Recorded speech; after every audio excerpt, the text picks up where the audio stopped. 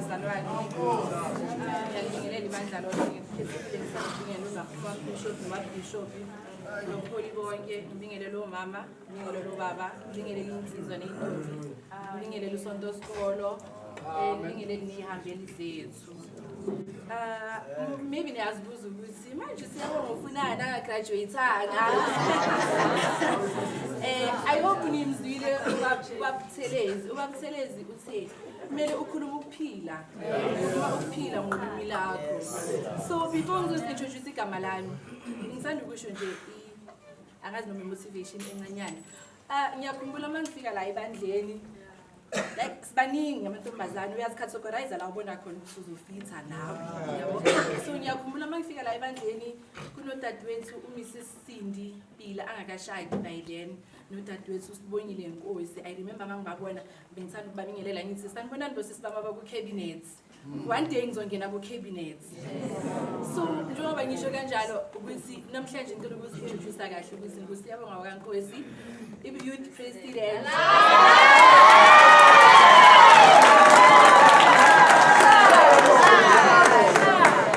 The reason simisithi nalana is mina ngimele abantu abafana nami abangakagraduate kodwa ngokukhuluma amazwi okuphila upon your lives.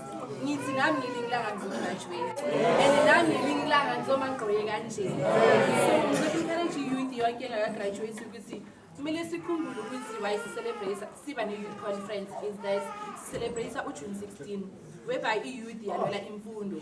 So now sifuna ukontinue that legacy yokulwela imfundo via in a Christian way.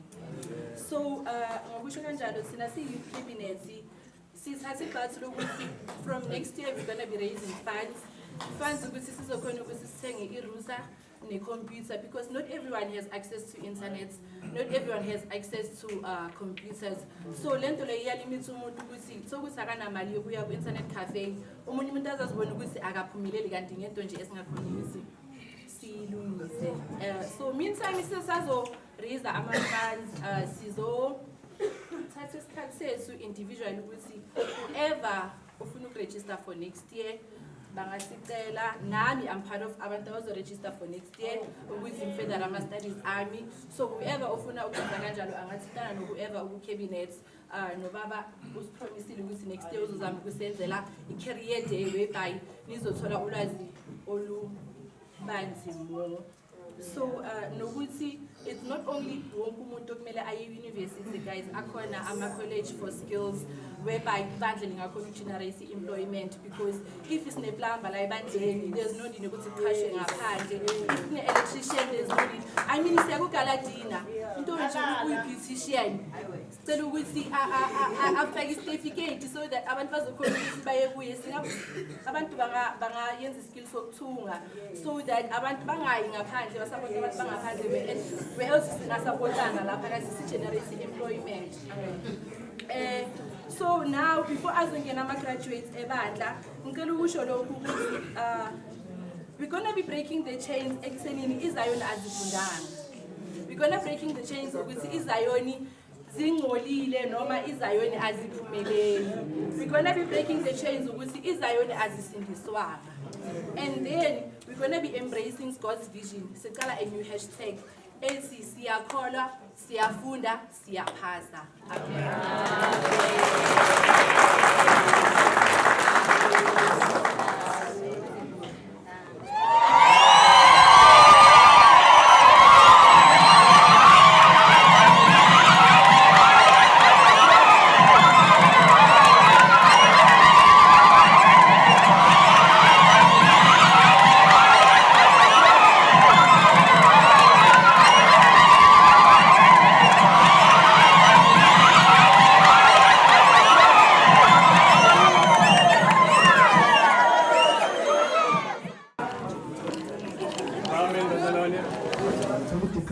Uqhubeke ngamanye ama-skills ungathola nama-certificate ukuthi uzi-uplifte nawe njengomuntu ungahlali endaweni eyi-one. Bakhulumile ukuthi ungahlali endaweni kuze kushaya 6 years wena ungana-change ungabreak ama-limit wakho.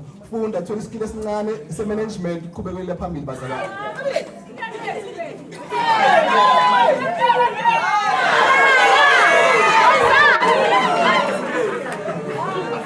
Phela uSipho wakwaSontanta.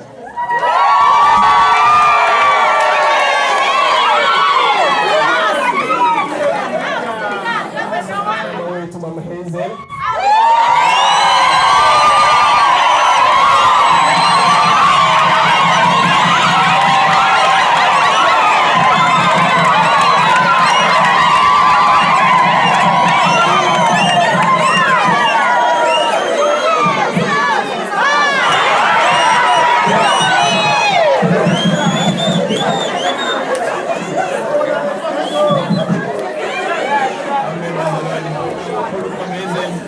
Bazalwane azingizizwa ngimncane kakhulu ukuthi nginika uMama Hazel certificate ngoba le jazi agqokile bazalwane alehle emkhathini.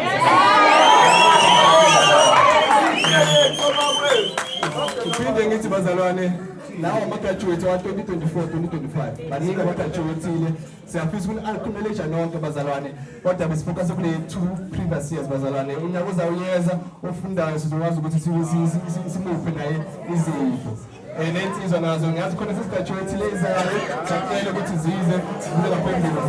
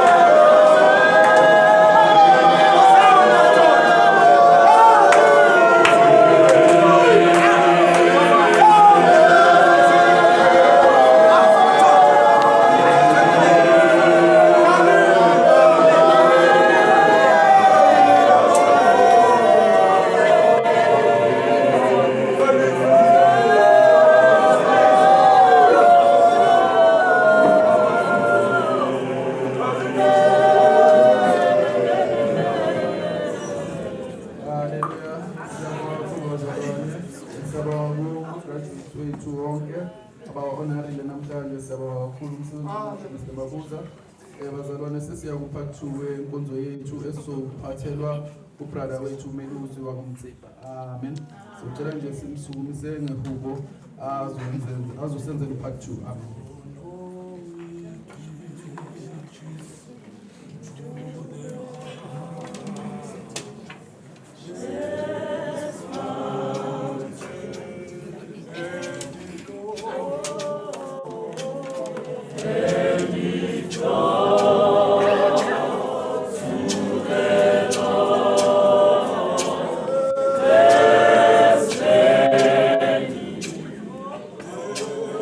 Bana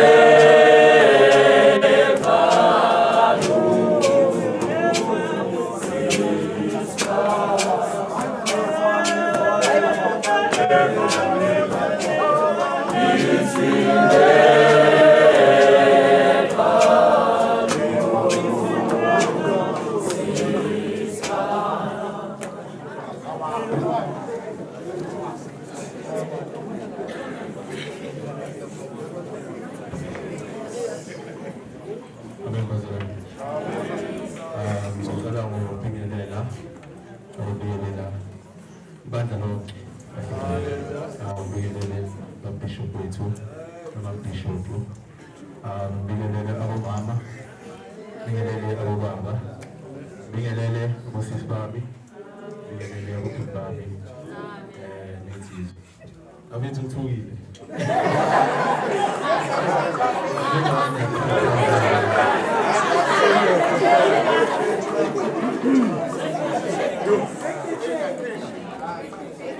Ngizocala ngokuzintroduce igama lami ngelusi baba Mthimba noMthimpe. So la iCrystal iqale I think it was 4 years ago, 2021. Ngathatha umama endlini wathi endoda asahambe sibale sabe sosonda. By the way nangu mama lapha chopha ke mama.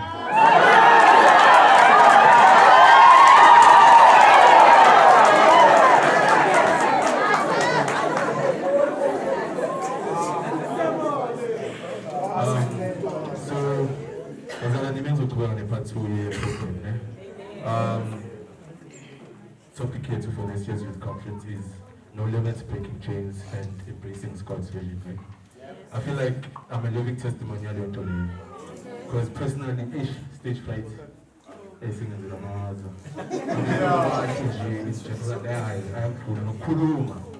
sure there's a break on every sound. I told myself, I'm going to embrace God's vision and stand up and break the chains that been holding me back. Without wasting more time, this is our sister too, Sister Katie and Tim for offering.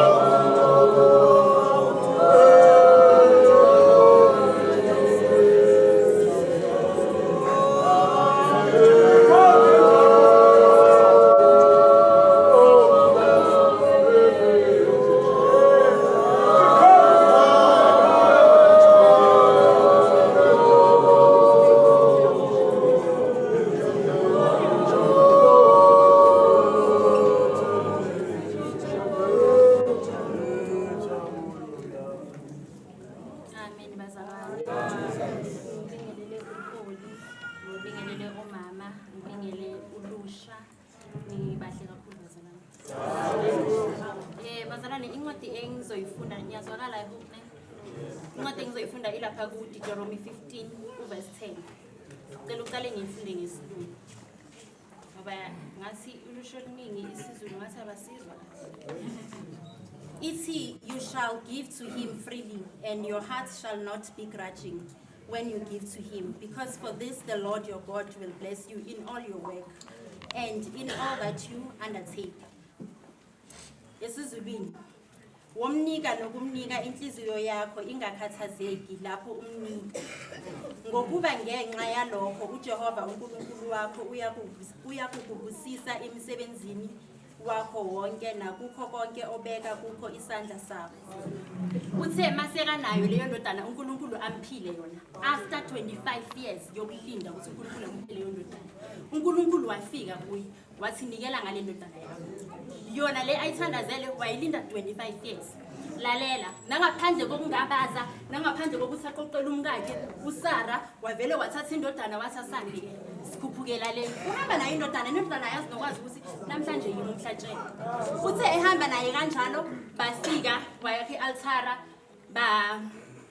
babasa baba yenza konke kwababili yabe siyambuza indodana yathi baba uphi umhlatshelo wambuza wayithulela lafika izwi lathi okay nangu umhlatshelo kuzoba yimi akusese indodana yakho ngalawo mazwi bazalwane bengithanda ukusho ukuthi mawunikela nikela ngokusenhlizweni mawungaxoxeli omunye umuntu ukuthi ufuna ukwenzani umakhelane makangazi if Abraham wakhona ukuthi angatshela umfazi wakhe ahlala naye endlini sikhuluma ngomnikela sikhuluma ngobunye same page right bazalwane wakhona ukuthi angamtsheli umfazi wakhe ukuthi manje kuthiwa mangithatha yona le ndodana ekudala kangaka siyilindile cabanga who would have thought ukuthi umuntu ona 90 years angafola pregnant but ngamandla kaNkulunkulu nangokuthanda uNkulunkulu nangokuthenjwa amazulu nangokulinda ulindele ethembeni inkinga yethu bazalwane ukuthi thina masimile semaso umalume uthanda kanjani uthi semaso asizazi uzisimile ngeke ukuthi umeso uzazi so that mase ziyahlibusiso zakho mase ifika uzowazi ukuthi no bengilinde kuye uJehova lalela uAbraham uthe throughout this 25 years alindile azange walinda kuphela wagive up wathi mina ngize ngikhulekise uqhubekile wakhulekisa uAmbeli nakha wamkhulekisa nababa if mina bekuyimba zalwane I would have given up in 3 years maybe bengizobekezela but bezokunakuphela i-trust no vele kusho ukuthi akafuni kusho ukuthi vele kahle futhi nalo uNkulunkulu unama-favorites unabantu bakhe hayi guys unabantu bakhe kanjani bazalwane akhona ukuthi akuxolele uhambe uyowona wazi aphinda akuxolele uwone akuxolele in short bazalwane isikhathi sambile kakhulu bengithanda ukuthi manje njengoba sekuzongena inkonzo yomnikelo wonke umuntu kunale nhliziyo nithi inokukhuluma iyakutshela ngemali ukunikele ngemalini iyanikelwa ke bazalwane and akuzokusiza ukuthi uyilalele ngoba mhlambe yiyozobreaka la machine ikhuluma mina ngiyazazi vele ngiyasaba ngiyatatazela ngiyatatazela mhlambe nami izongisiza ngelinye ilanga makhamba isikhathi amen bazalwane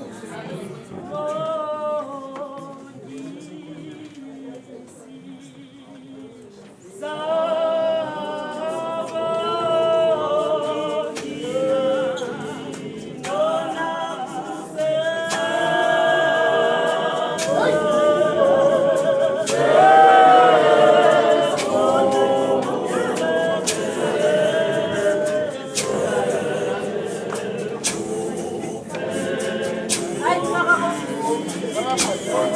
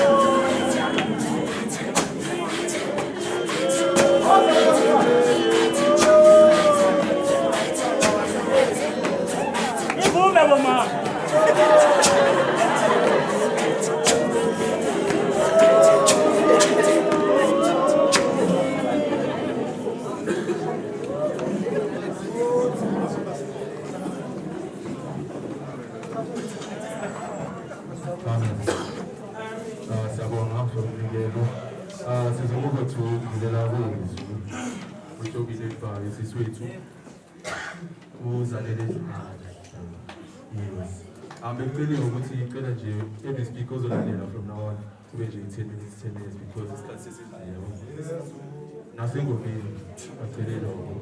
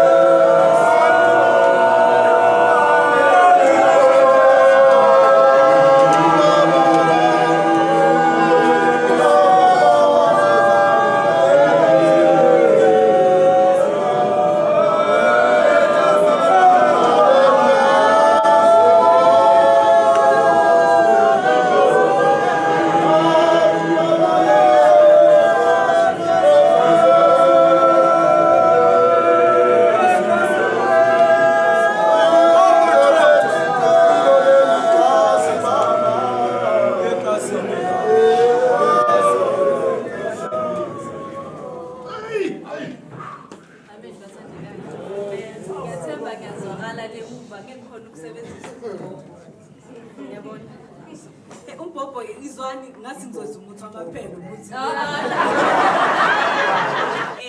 siqale nje la ukuthi uNkulunkulu wanikela indodana yakhe izelwe yonke ukuba yiloyo naloyo khona kuye abe nokuphila okuphakathi lisiBhayibheli ukuqala kokuhlakanipha besa kuJehova yabo njengoba ngibona nje indlu igcwele shuthi hayi siyamsaba shuthi siyamsaba ngoba thina sathengwa igazi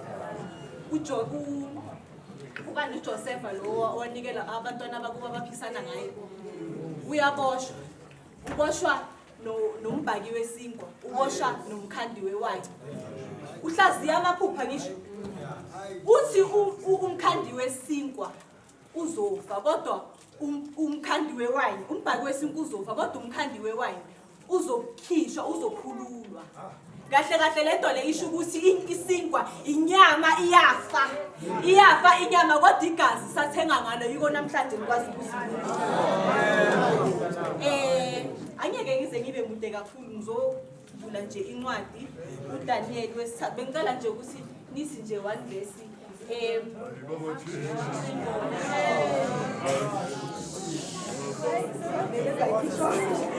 uDaniel wesithathu ngizobheka lapha ku-24 naku-25 isihloko sithi isithando somlilo ovuthayo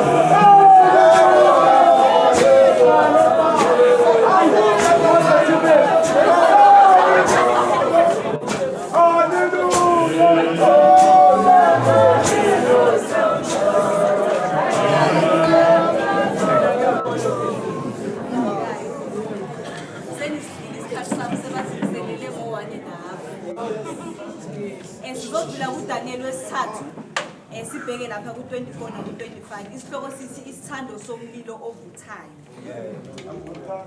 U-24 uthi khona uNebukadnezar inkosi wethuka wasuka wakhuluma wathi kwabomkhandlu wakhe, angithi siphonse amadoda amathathu eboshiwe phakathi komlilo na? Baphendula bathi enkosini, uqinisile Nkosi. Yaphendula yathi, bekani ngibona amadoda amane akhululekileyo ehamba phakathi komlilo, awachithwanga ukubonakala kwesinye njengendodana yawo uNkulunkulu. Bathatha ngingacala ukusoteza yona ngisathi mathathu namadoda. So le ngiyazi.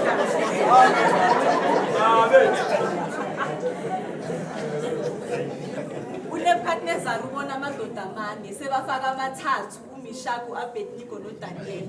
Yena uthi makabheka isithando somlilo abona amane. Indaba ithi ke uNkulunkulu akasisuse emlilweni. Usha kunye nathi, nawe lo mlilo okushisayo awushi kuphela, usha kunye naye. Nayibona igold before iphuma iba amacici bawucwebe nje lokho esithandayo. Iqale emlilweni ngoba isimele iserve purpose yalento ezoyenza masokuyithenga esitolo. Nenani lakho nalizokwazi ukuthi likhuphuke. Nawe lo mlilo lo yokushisayo uzohlala kuwo namhlanje. Uembrace. Ayisho namhlanje siqhaqha amaketana. Asisethela ama limits. Nawe uzohlala kuleyo mlilo lo. Yabona uNoah ana 500 uNkulunkulu wathi akakhanda umkhumbi kuzozuza umcolo. Azange asho ukuthi wawukhanda uNoah umkhumbi, I think maybe for 60 to 75 years akhandana nomkhumbi. uNkulunkulu umyala kamupha wona wathi iwindow alibe la. Wabala iwindow. Azange azabala ezinye izinto, wabala iwindow. Azange azafaka isteering. uNkulunkulu azange antshela uNoah ukuthi akafaka isteering emkhunjini ngoba uNoah akayidingi direction. Udinga ukulalela ubaba uNkulunkulu. Akhonbese naye kule window leyo. Amtshele konke. Ngisho uzamqola sawusisi sikebele nale. Nawe hlala umtshela ukuthi Nkosi na uzamqola uyangibhida. Makunje siyenza naku nyasha ngiyavuthwa. Makuvuthwa kanje ngiyenzani? Ungasitsheli thina. Sina sothi yo uyavuthwa siyagowa. Yaba thina la siyinja siyagowa. Kodwa ngizothi namhlanje mntana sekhaya hlala emlilweni. Uthemba ubaba uNkulunkulu. Yabona maka bafaka emlilweni impesa yavela. Beka serve purpose ukuthi ababonise abantu ukuthi bahamba nobana boMishaki.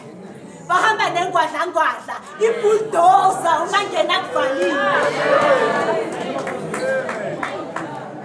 Sengizovala sengizohlala phansi. Ngizothi nje empini omusha uJona wambalekela uNkulunkulu. uThomas beka mthandabuza. uSara beka impatient. uMoses beka ngingiza. uAbraham beka mdala. uLazaro wafa. uNkulunkulu akanandaba ukuthi wena ubani. Akanandaba ukuthi uqualified or awukho qualified ngoba uyaqualifya. Iwona mhla isinesisho esithi isiso semnyango limbeke emsamo, isiso semsamo limbeke emnyango. uLazaro wafa 4 days kodwa uJesu wakwazi ukuthi asivuka Lazaro. Nawe konke kwakho kufile namhlanje noma ngabe kuna 100 years noma ngabe kuna 2 seconds. Lithi namhlanje konke kuzovuka ngoba kwathatha uLazaro insuku ezifo ukuthi uthula ngokuthi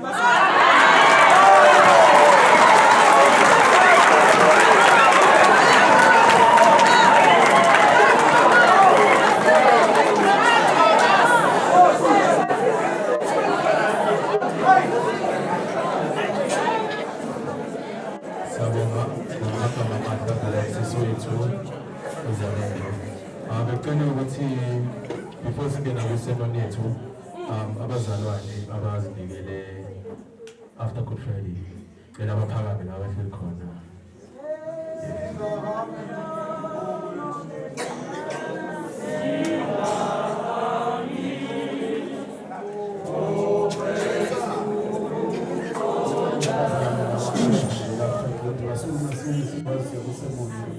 Ngicela nje ukuthi bazalwane yakho ngiyabonga ngenza ukuthi ngasathuthi isikhathi singaquli Manje basuma abazalwane ngomusa ukuzithoba senzele ukuthi bazane sibayithuze abantu bonke abazalwane siyabonga egameni likaJesu waseNazaretha abazalwane niyabazi abazalwane bekhona lapho babekhona ukwenza ikhodi yezindawo bekhona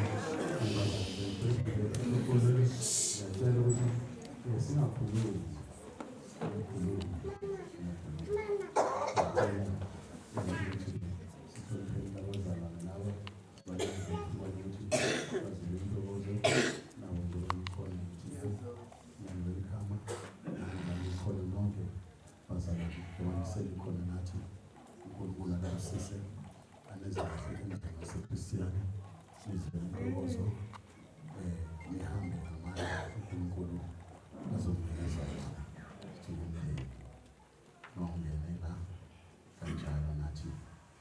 sesizihlobo zenu ngegama likaJesu waseNazaretha.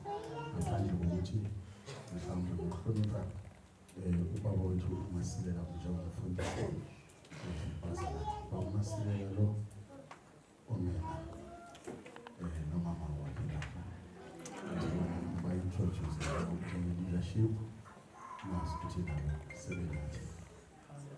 Ngiyabonga sibashaya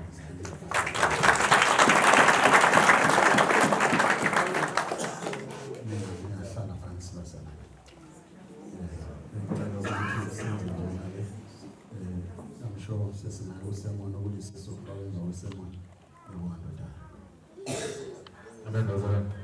So, emergency holiday from number offerings rate 2 was 1,637.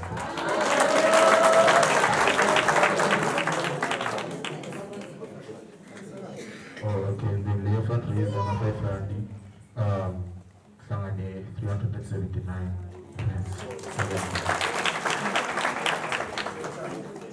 Zokelo pothethu tokuvusa inkosi yasondela phambili zesinto Yesu. Thank you.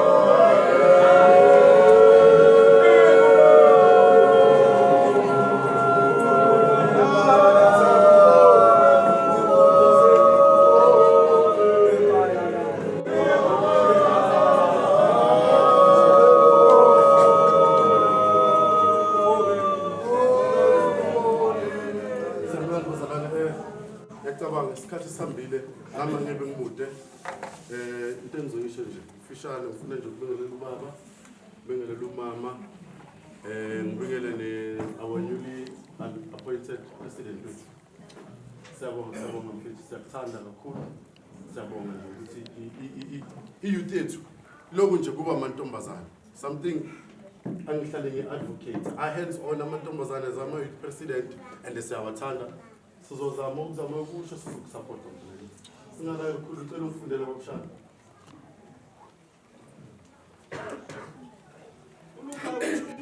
Luka 4 verse 2 elingawusathami izinsuku ezingamashumi akadlanga lutho kulezo zinsuku ucela nje ubambe le ndaba kaJesu the New Testament sesiphelile wala ucela nje ubambe le ndaba ye-40 days ukuthi uJesu wafasta 40 days andukuba azogcina isiphotho ufuna nje ubambe kanjalo umuntu omusha okay Mamelana.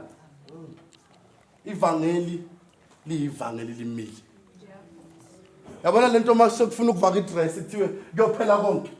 Ivangeli kahle kahle litho kanjalo kuyophela konke ukuthi uneyinkinga ezinjani ezakho zikhulu ezakho zincane ivangeli.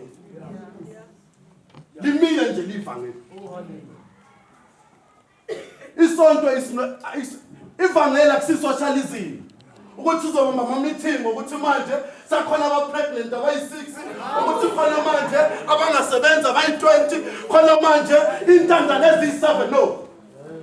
Ivangeli akusele inkinga ivangeli. Ivangeli umuntu omusha akusivangeli lokuthi nina sizoloku sibhekane nezinkinga zenu kodwa singayi kuNkulunkulu.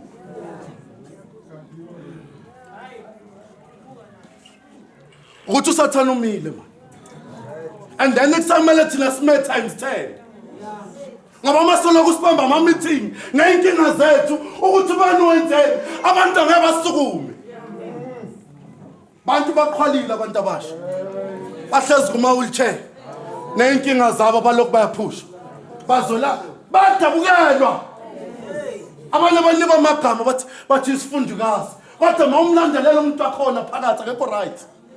Ndaba yankhola yikho. Bantu abasha bahlezi kuma wheelchair. Bayaphushwa. Bazola izono. Ihlali phansi neyinkinga zenu. Sathana umile kodwa lena lihleli phansi. Indaba yenu ifuna ukutatemiswa. Bengazathi iyaxoxwa kahle kuthiwe hayi kodwa siyam-understand ukuthi uvusi kwenzakaleni kuye no. Sibheke isiphambano. Mamela. Phana ivesi esiyakulo manje. Ngifuna ukubonisa ukuthi inkinga ayiqali ngani. Inkinga asiqala ngabobani. La sikusevangelini kusenkolweni. Akusangisele inkinga enzeni. Alo mfundela kwamshana.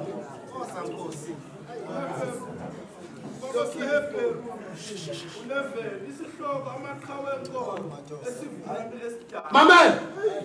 Lethi iBhayibheli. Ukhona labazalwane mawubheka incwadi amaHebheru. Lethi labazalwane bebangasafuni ukuya kuNkulunkulu. Nasebakhathele bathi labazalwane. La ndaba lensindiso kodwa bengazathi besebazula sebafuna ezinye izinto sebafuna ukubela emuva. Sebakhohlwa ivangeli likaJesu. Ayizelanga ukuthi bona bafunani. Kodwa imnu ikada konke.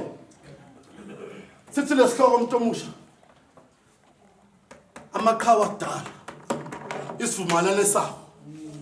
Labazalwane manje sebayabuyelana bayavumelana bathi njengoba sesibuyisana selibungathi ivangeli liyabuya. Bakhuluma le ndaba neyokho. Elithi iBhayibheli amakhawa akudala. Umthetho wakho noma ngabe nokholo. Noma wena ungahlala einkingeni zakho. Uhlale kuwulithe ungafuni ukusukuma. Kodwa umthetho wakho nawe uyakhona amakhawa. Amakhawa avumelana. Amakhawa wenkolo. Abantu abavumelana.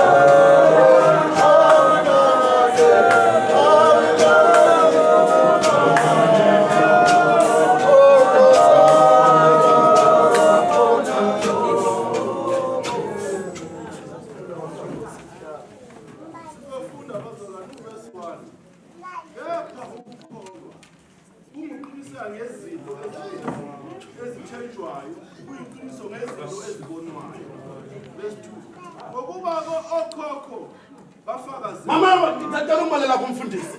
Mamela. Akani stop ukuthi nifuna ukureceive. Ithi le ndana bokhokho. Ifakazela abazalwane.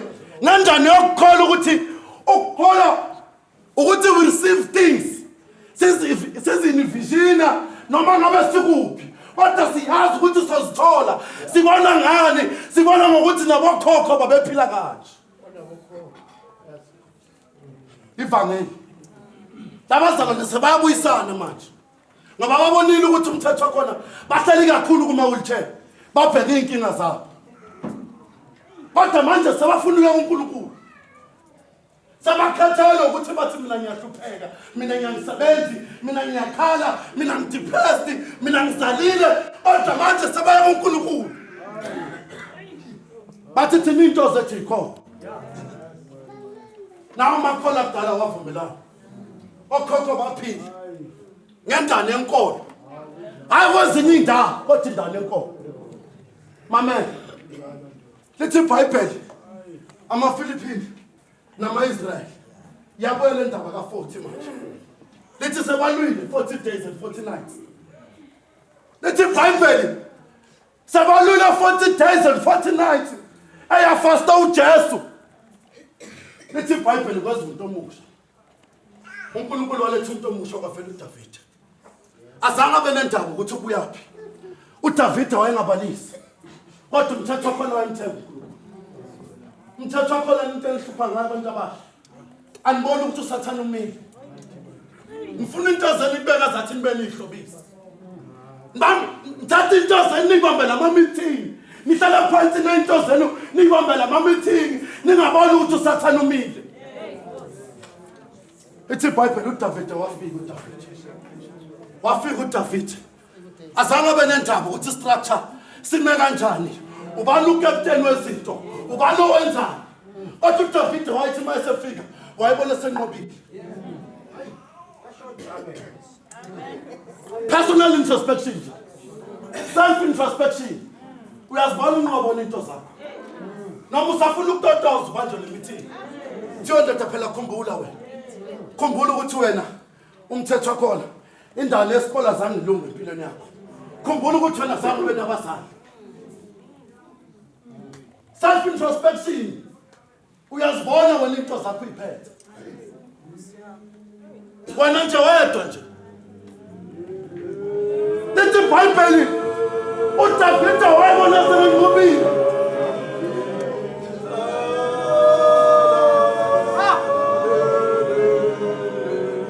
lithi iBhayibheli uDavida azange aguqe uSathane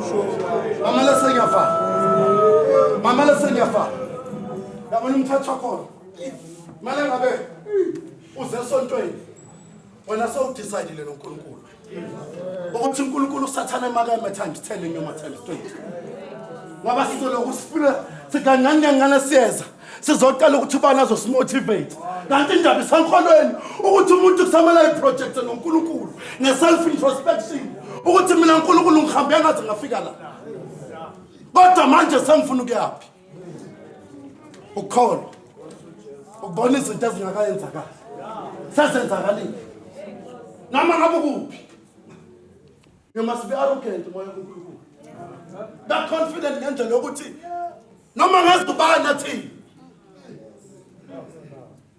khona umuntu umzalwane uthi kimi faka Nkosi sacela ukuthi wehlise kancane mabona kusamele sikutholele into zakho sihlalise ecansini wena kahle isimo ngithi no sathana umile kumele ngiphakame times 20 space yazenzakala kini ngifuna ukuntshela noma ngabe ngabheka ini ku social media ngibheka izinto social kodwa zipersonal zifuna uNkulunkulu and zifuna ukuthi nina project nisibone nina ni right noNkulunkulu into zenu zihluzekile ukuthi kungaze kube namalimits ngoba noma singabe sikhuluma sithini izinto zenu zinamalimits ngoba nina niyahluleka ukubona izinto zenu kuNkulunkulu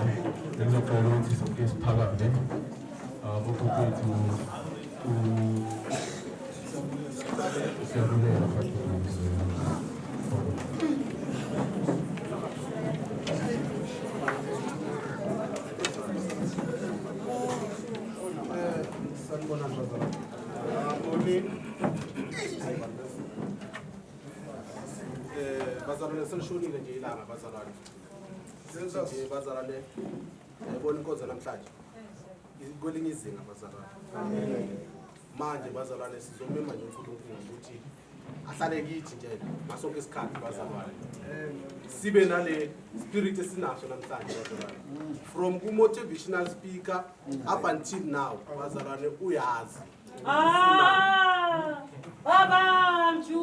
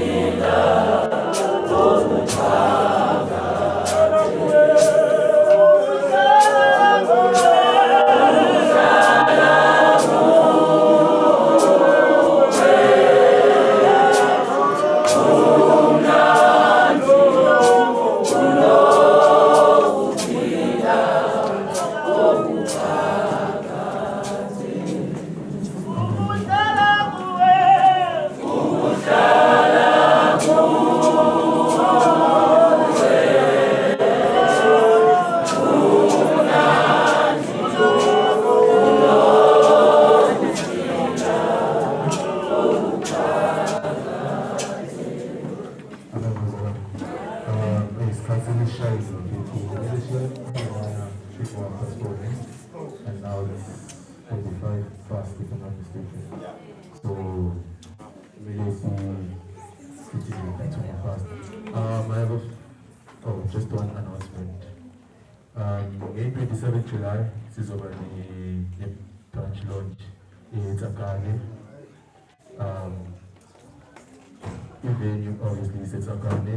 Attire to be announced amazingly. Yes, and also the Malo Medikishwe,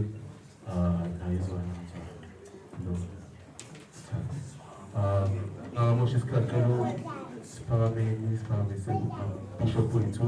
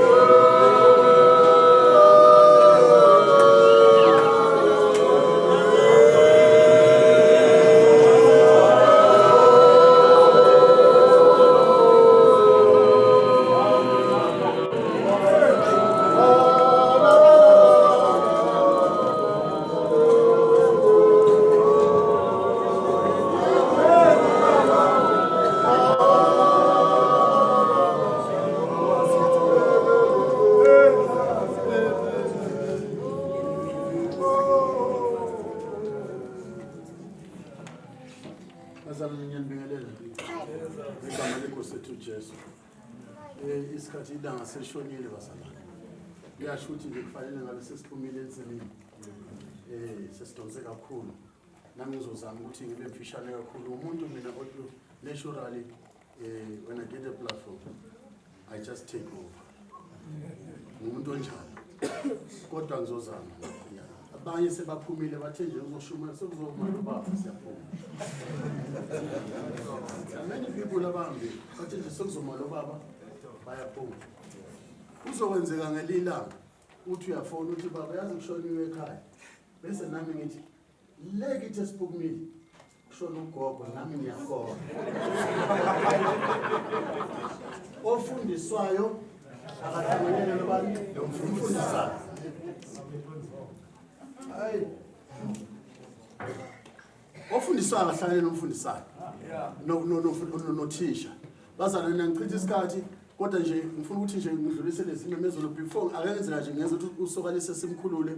Wabusokalisa ngicela ukuthi ngithathe le thuba lokuthi sibonge njengomuntu esicelele waba nohlebe washesha wafika wazosithulela wenza umsebenzi omuhle ubonile umsebenzi wakho emuhle baba. And there's one thing futhi ngishare kulo an invitation yokuthi one Sunday just come around.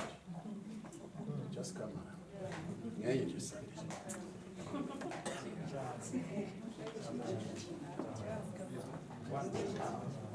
Ngiyangizwa baba. Ungasondela. Sondela mfethu.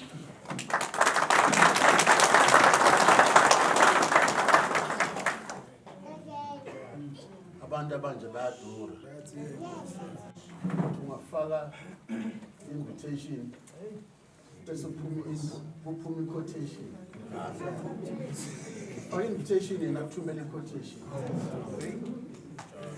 Bese uyabona ukuthi angeke ngithole lo sizo. Kodwa nje wena ngomusa. uNkulunkulu uzogcwalisa abantu. Sithi nje ngaloko kuhle lokhu nje isitifiketi sokuthi nje we really appreciate uba khonse ngiyadlula lapho bazalana ke ngibonge futhi again ihambeli zethu ezisambele azange nizindinwe nenahlala nathi kwaze wafika lesi sikhathi lokho kukhombisa uthando eninalo noma enisibekele nje isikhathi sokuthi siyakhona lapha naliyansizwa la mina ngithi kusempumalanga sukuma nsizwa so ya ungahlala phansi ukuthi umuntu osuka kude le eDebton ukuthi uzoza bazalwane bonke abasambele siyabonga omama ngibabonile intombi ngizibonile obaba ngibabonile uNkulunkulu anibusise ngegama lenkosi yethu Jesu. Ngiyadlula ke lapho bese ngibonga kuwe baMabuza neteam yakho umsebenzi wenzile muhle. Sometimes endleleni besicabane nawe kube ne pushback bazalwane. Kodwa ke i-aim ongasukuthi ufuna ukuhlakaza i-aim bekenzela ukuthi kube kanje asimshayeleni izandla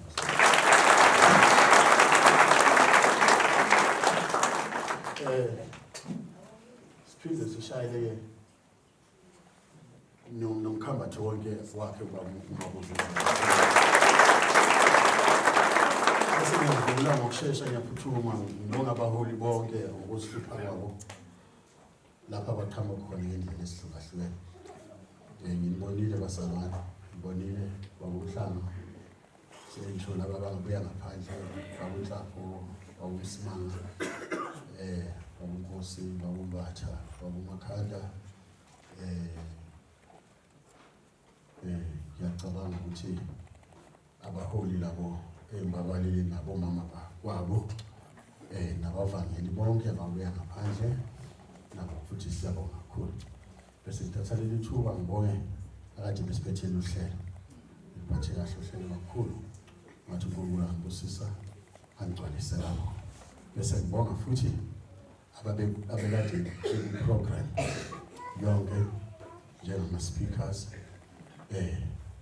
ethu sanele basalane bengicela sizishayele izandla.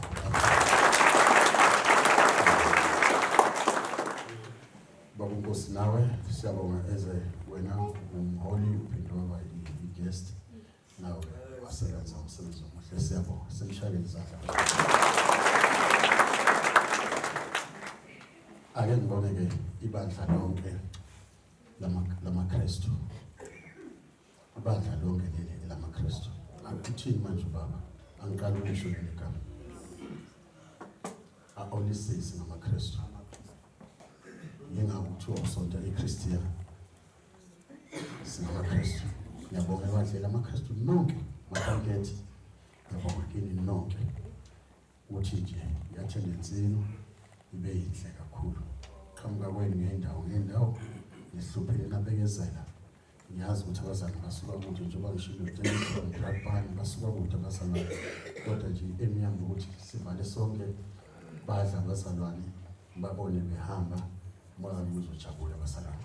Yabona nje ungibekezelela uzefile lesikhathi egama lenkosi yethu Jesu ibandla lonke kaNkulunkulu bengicela ukuthi sizishayele izandla sonke. Okay bazalwane sengicabanga ukuthi sekuphelile ekade ngikushilo kuningi ekade nginako kodwa nje umuntu obheka ukuthi isikhathi sesihambile ngizothi nisukumeni bazalwane nje uzohlabelela manje uzokwazi ukuthi bese ngiyavana.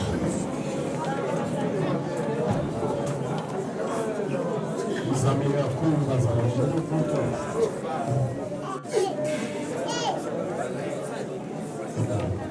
Okay bazalwane siyabonga. Ngiyacabanga ukuthi njengoba sikanje njengoba ngikhuluma ngale nto siyabonga nakuwe Ndosi.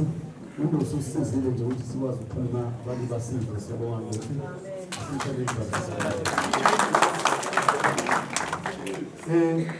ngiyacabanga ukuthi konke engakumemezelanga senizokuthola nge-communication right ngizwa bazalwane senizothola nge-communication. Ake ngivume nje kanje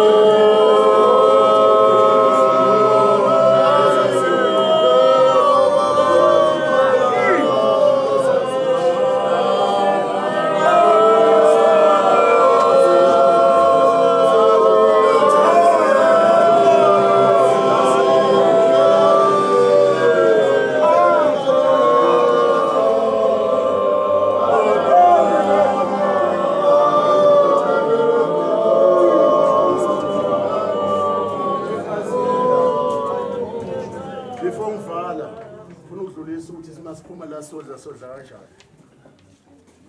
Shilo badle bazalwane. Sicela nje uzoqala ama-branch ekudeni ukuze bazokwazi ukuthi bathole isikhathi sokuthi baphuthume then uzogcina-ke indlunkulu. Siyabonga.